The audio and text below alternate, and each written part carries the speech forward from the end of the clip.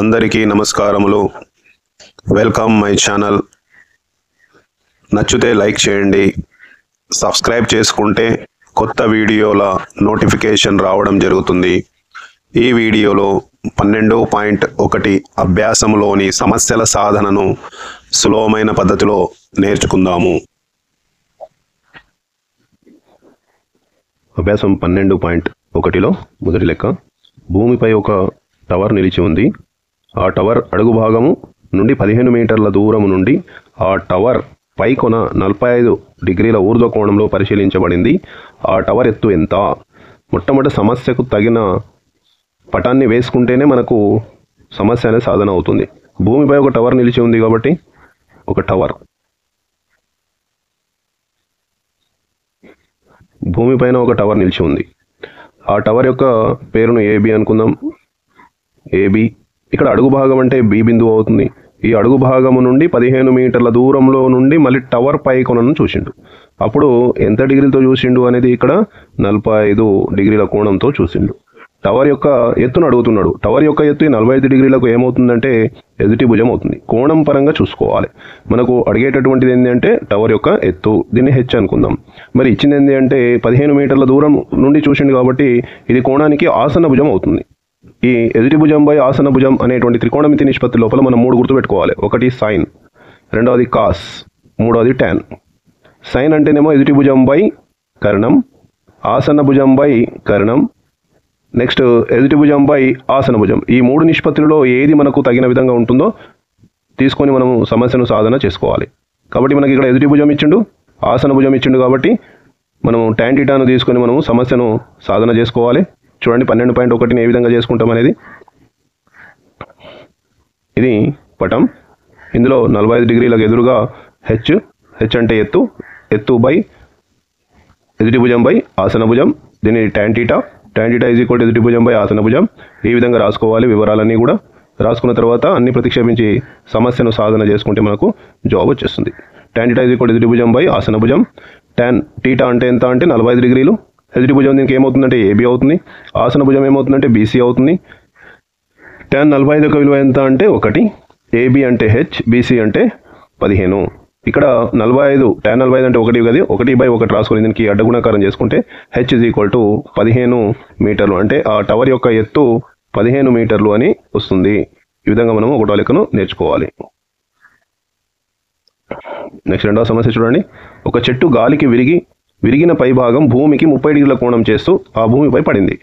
చెట్టు అడుగు భాగం నుండి కింద పడిన చెట్టు కొన మధ్య దూరం 6 మీటర్లు. చెట్టు విరగక ముందు ఆ చెట్టు ఎత్తు ఎంత? చూడండి, ఇది చెట్టు. గాలి వచ్చింది కాబట్టి ఇక్కడికి ఇరిగి ఏమైంది? భూమికి తాకింది. భూమికి ఎంత డిగ్రీలతో తాకింది అనేది కోణం ఇవ్వడం జరిగింది. ఎంత కోణం ఇచ్చిండు అంటే 30 డిగ్రీలు ఇచ్చిండు. 30 డిగ్రీలకు నిలబడినటువంటి భాగం ఎదుటి భుజం అవుతుంది, విరిగి పడినటువంటి భాగం ఏమో కర్ణం అవుతుంది. మరి ఇచ్చింది ఏంటి అంటే 6 మీటర్లు ఆసన భుజం కూడా ఇవ్వడం జరిగింది. కాబట్టి ఇది ఎదుటి భుజం కనుక్కోవాలి, కర్ణం కనుక్కోవాలి. కాబట్టి సైన్ ఉపయోగించాలి, లేదా కాస్, లేదా టాన్. ఈ మూడింటి లోపల ఏ ఉపయోగించాలనేది మనము ఇక్కడ నిర్ణయం చేసుకోవాలి. ఎదుటి భుజంపై ఆసన భుజము కాబట్టి టాన్ ఉపయోగించుకోవాలి. తర్వాత ఆసన భుజంపై కర్ణం కాబట్టి కాస్ ఉపయోగిస్తాం. ఈ విధంగా రెండు కనుక్కున్న తర్వాత మనం కూడిక చేసుకుంటే మనకు చెట్టు యొక్క ఎత్తు వస్తుంది. సమస్య సాధన చూడండి. త్రిభుజం ఏబీసీలో ఏబి అనేది నిలబడిన చెట్టు పొడవు హెచ్ అనుకుందాం. బీసీ విరిగిన చెట్టు యొక్క భాగం, అది కర్ణం అవుతుంది, దాన్ని ఎక్స్ అనుకుందాం.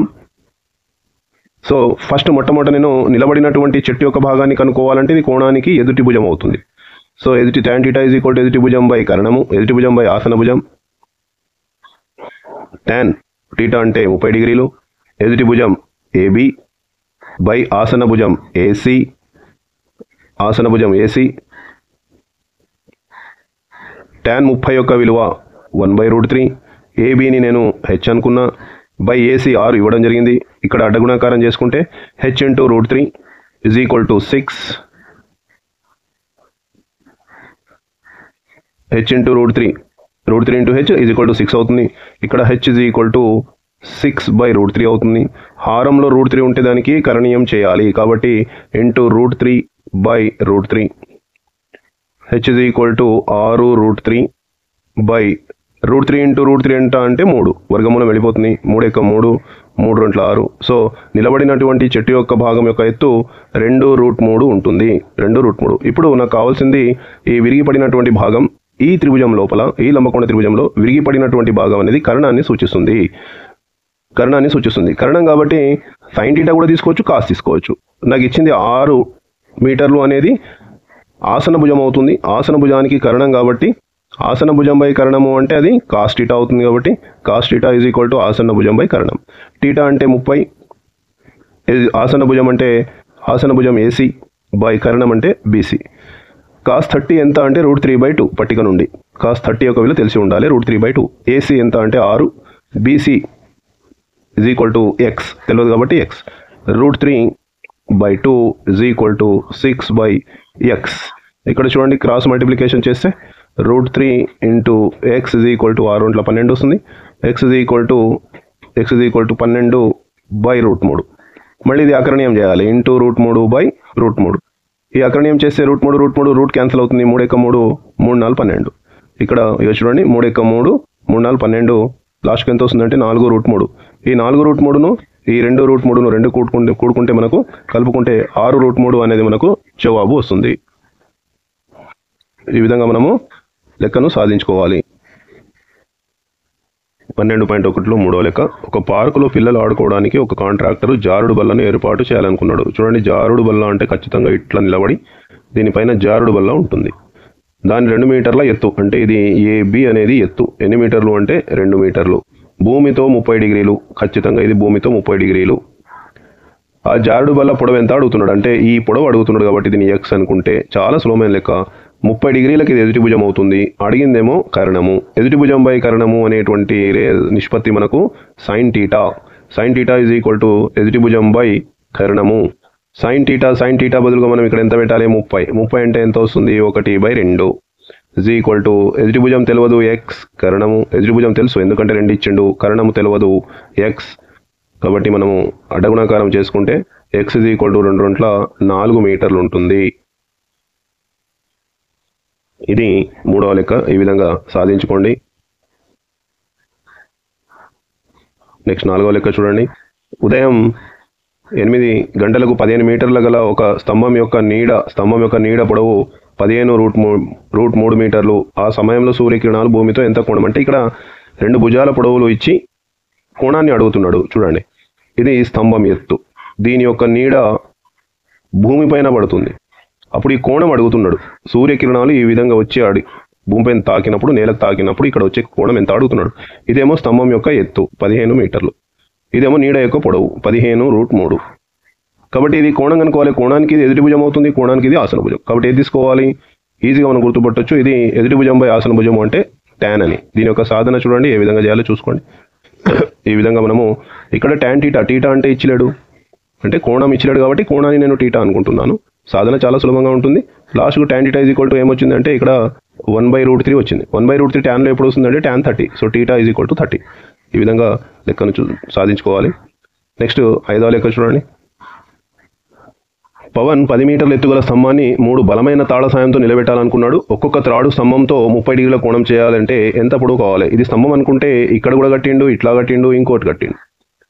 ఈ విధంగా 3 కూడా కట్టి స్తంభాన్ని నిలబెట్టిండు. ఈ స్తంభం యొక్క ఎత్తు 10 మీటర్లు ఇవ్వడం జరిగింది. కాబట్టి ఇక్కడ 3 తాళ్ళది చేయకుండా ఒక తాడుకు సంబంధించిన పటాన్ని మాత్రమే వేసుకుందాం. ఇది స్తంభం అనుకుందాం, ఇది ఒక తాడు, ఈ నేలపైన కట్టింది, ఇది ఒక కోణం ఇచ్చిండు ఎంత అంటే 30 డిగ్రీలతో కట్టిండు, 30 డిగ్రీలతో ఈ కట్టిండు. ఇది స్తంభం యొక్క ఎత్తు ఇచ్చిండు. తాడు యొక్క పొడవు ఏమవుతుందంటే ఇది అవుతుంది. ఇది లంబకోణ త్రిభుజంలో ఏటవాలుగా ఉన్నటువంటి భుజము కర్ణం అవుతుంది. కోణానికి ఇది ఎదుటి భుజం, కోణానికి ఇది కర్ణం. ఎదుటి భుజం బై కర్ణము అంటే ఏం తీసుకోవాలి? సైన్ థీటా తీసుకోవాలి. సో ఇది ఒక తాడు విలువ వస్తుంది. వచ్చిన తర్వాత 3 తాడు యొక్క విలువలను ఇంటూ చేస్తే మనకు 3 తాళ్ల విలువ వస్తుంది. ఈ విధంగా చూసుకోండి. సైన్ థీటా తీసుకుంటాం. సైన్ 30 అంటే 1/2, సైన్ 30 అంటే 1/2. ఏబి స్తంభం యొక్క ఎత్తు. ఇదంతా కూడా సాధన చూసుకోండి, వచ్చేస్తుంది.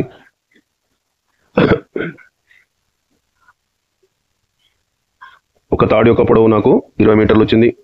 మొత్తం తాళ్ళు 3 కాబట్టి 3 × x అంటే 60 మీటర్లు అవుతుంది. 6వ లెక్క. విజయ్ భూమి నుండి 6 మీటర్ల ఎత్తుగల భవనంపై నుండి భూమిపై ఉన్న ఒక లక్ష్యాన్ని 60 డిగ్రీల నిమ్న కోణం బాణంతో ఛేదించాలనుకున్నాడు. విజయ్ నుండి లక్ష్యం ఎంత దూరం ఉంది? విజయ్ భూమి నుండి 6 మీటర్ల ఎత్తుగల భవనం పైన, ఇది భవనం అనుకుందాం. విజయ్ ఇక్కడ ఉన్నాడు. ఇక్కడ నుంచి ఒక లక్ష్యం ఇక్కడ ఉంది అనుకుందాం. ఆ లక్ష్యాన్ని బాణంతో కొట్టినట్టే ఈ విధంగా ఉంటుంది. అంటే ఏటవాలుతనం అనేది ఆయన యొక్క దూరం అవుతుంది. అప్పుడు కోణం ఎంత చేస్తుంది ఆ లక్ష్యంతో అంటే 60 డిగ్రీలు. ఇది నిమ్న కోణం. నిమ్న కోణం అంటే ఈ విధంగా వేసుకోవాలి. పైన మన సమాంతర రేఖల లోపల ఇక్కడ ఎంత ఉంటుందో ఇక్కడ కూడా అంతే ఉంటుంది కాబట్టి ఇక్కడ కూడా 60 డిగ్రీలు. ఇది ఒక లంబకోణ త్రిభుజం అవుతుంది. ఇది 6 మీటర్లు. లక్ష్యం కనుక్కోవాలి. ఎదుటి భుజం బై కరణం అవుతుంది. ఎదుటి భుజం బై కరణం అంటే ఏది తీసుకోవాలి? సైన్ టీటా తీసుకోవాలి. టీటా అంటే 60 డిగ్రీలు కాబట్టి √3/2 వేసుకుంటాం. ఈ విధంగా సాధన చేసుకుంటాం. సాధన చూడండి. ఏబి భవనం యొక్క ఎత్తు, ఏబి అనేది భవనం యొక్క ఎత్తు. ఇక్కడ నుంచి లక్ష్యాన్ని చూసిండు. ఇక్కడ నుండి లక్ష్యాన్ని చూసిండు కాబట్టి ఇక్కడ నిమ్న కోణం ఎంత అంటే 60, ఇక్కడ వేసుకుంటాం.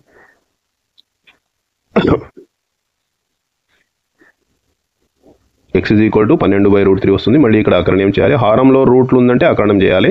√3 అంటే చూడండి, √3 × √3.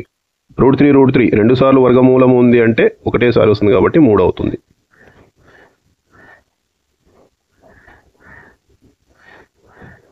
ఏడో లెక్క. 9 మీటర్ల ఎత్తుగల విద్యుత్ స్తంభంపై ఒక ఎలక్ట్రీషియన్ పని చేయాల్సి ఉంది. మరమ్మతు చేయడానికి ఆ స్తంభంపై నుండి 1.8 మీటర్ల తక్కువ ఎత్తులో చేరాలి. చూడండి, ఇది ఒక స్తంభం. ఈ స్తంభంలో కొంత మొత్తం పైన ఎక్కరాదు, ఇక్కడికి చేరుకోవాలి. ఇక్కడ నుంచి ఇక్కడికి అయినా చేరుకోవాలి మరమ్మతు చేయాలంటే. ఈ మిగిలిన భాగం ఎంత ఉంది అంటే 1.8 మీటర్లు తక్కువ ఎత్తుకు చేరుకోవాలి. ఒక నిచ్చెన భూమిపై 60 డిగ్రీలు, ఇక్కడ 60 డిగ్రీలు చేస్తుంది. నిచ్చెన అంటే ఏటవాలు ఉంటుంది కదా, ఇది నిచ్చెన ఏటవాలుగా ఉంటుంది. మొత్తం ఎంత ఉంది? స్తంభం యొక్క ఎంత అంటే 9 మీటర్లు.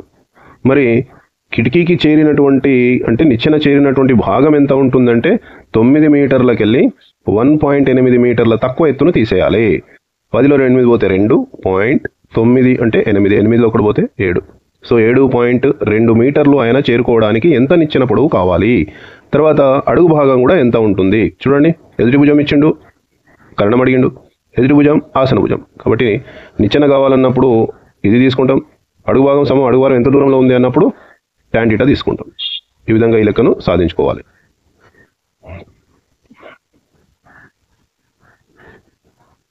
ఇక్కడ x అనేది కేవలము నిచ్చెన యొక్క దూరాన్ని మాత్రమే కనుక్కోవడం జరిగింది. అంటే నిచ్చెన యొక్క పొడవును ఏబి స్తంభం యొక్క పొడవు, బీసీ మిగిలినటువంటి భాగం, ఏసీ నిచ్చెన అనినటువంటి భాగం 7.2 అవుతుంది.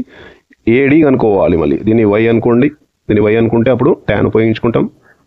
tan 60 = ఎదుటి భుజం 7.2/y. tan 60 అంటే √3, 7.2/y. బై ఒకటి రాసి అడ్డు గుణకారం చేసుకుంటే √3 × y = 7.2. y = 7.2/√3ను అకరణీయం చేసి మొత్తం విలువ కనుక్కోండి, వచ్చేస్తుంది. ఇది 7వ లెక్క. నెక్స్ట్ 8వ లెక్క. ఒక నావ ఒక నదిని దాటాల్సి ఉంది. నది ప్రవాహం కారణంగా ఆ నది తీరంతో 60 డిగ్రీల కోణం చేస్తున్న ఆ నావ 600 మీటర్లు ప్రయాణం చేసి అవతలి తీరాన్ని చేరింది. నా నది వెడల్పు ఎంత? ఇది ఒక నది అనుకుందాం. ఇక్కడ ఒక నావ మొదలైంది. యాక్చువల్గా నావ అయితే ఈ తీరం నుంచి ఈ తీరానికి చేరుకోవడానికి ఈ విధంగా వెళ్ళాలి.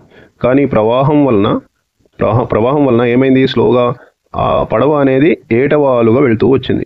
అది ఎంత కోణంతో చేస్తుంది అంటే 60 డిగ్రీల కోణంతో చేస్తుంది. ఇక్కడ నుంచి ఇక్కడికి చేరుకోవడానికి 600 మీటర్లు అయ్యింది. సో నది యొక్క వెడల్పు కావాలంటే మనకు ఖచ్చితంగా ఇక్కడ నుంచి ఆ నావ చేరినటువంటి స్థానం నుండి ఇక్కడికి ఒక లంబరేఖను గీసుకుంటే మనకు ఇది ఒక లంబకోణం త్రిభుజం అవుతుంది. సో ఇక్కడ 60 డిగ్రీలు నది యొక్క పొడవు కావాలి.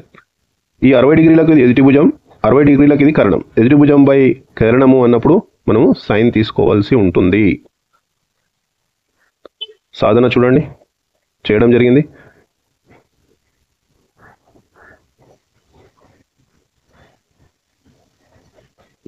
నది యొక్క వెడల్పు చివరికి ఎంత వచ్చిందంటే 300 మీటర్లు.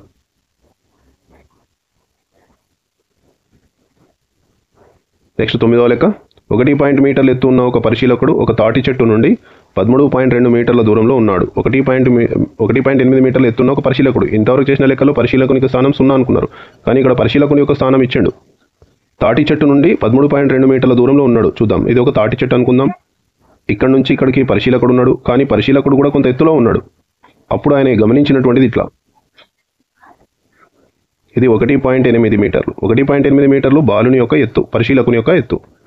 మరి తాటి చెట్టు పరిశీలకుడు ఊర్దుకోవడం, ఆ చెట్టు ఎత్తు ఎంత అంటున్నాడు. సో ఇది 1.8 మీటర్లు అనుకుందాం, ఎందుకంటే బాలుని యొక్క ఎత్తు చెట్టులో కూడా ఎత్తును తీసేస్తున్నాం. మిగిలినటువంటి భాగం హెచ్ అనుకుందాం. ఇది A B C. H plus 1.8 తాటి చెట్టు ఎత్తు అవుతుంది. ఇక్కడ కోణం కూడా ఇచ్చింది ఎంత అంటే 45 డిగ్రీలు. దీని యొక్క సాధన చూడండి. ఏబి ఈజ్ ఈక్వల్ టు తాటి చెట్టు, ఈ విధంగా పటం వేసుకుంటాం. ఇక్కడ పరిశీలకుని యొక్క స్థానాన్ని, పరిశీలకుని యొక్క ఎత్తును మనం గమనించాల్సి ఉంటుంది. పరిశీలకుని యొక్క ఎత్తు లేకపోతే చాలా సులభంగా ఉంటుంది. పరిశీలకుని ఎత్తు ఇచ్చినప్పుడు జాగ్రత్తగా చూసుకోండి.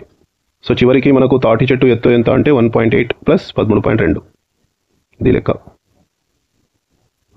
ఈ విధంగా సమస్యలన్నీ కూడా సాధించుకోండి. ఒక కోణం ఉంది అంటే అది ఒకటే లంబకోణ త్రిభుజానికి సంబంధించింది. ఒకటే కోణం ఉందంటే ఒకటే లంబకోణ త్రిభుజం. ఉన్నవే 3 భుజాలు. ఆ 3 భుజాల్లో ఏది ఇచ్చిండు, ఏది అడుగుతున్నాడు అనేది జాగ్రత్తగా చూసుకోండి. మనకి ఎగ్జామ్లో పటం కూడా వేయమంటాడు, 4 మార్కులు ఉంటాయి. చదువుతూ పటం వేయాలి. 1-2 సార్లు చదవండి, పటం చాలా సులభంగా వచ్చేస్తుంది. ఈ విధంగా అన్ని సమస్యలు చేసినాం. ఇంకోటి 10వ లెక్క ఉంది, అదొక లెక్క సాధన చేసుకోండి. అదొక హోంవర్క్ అనుకోండి. Thank you.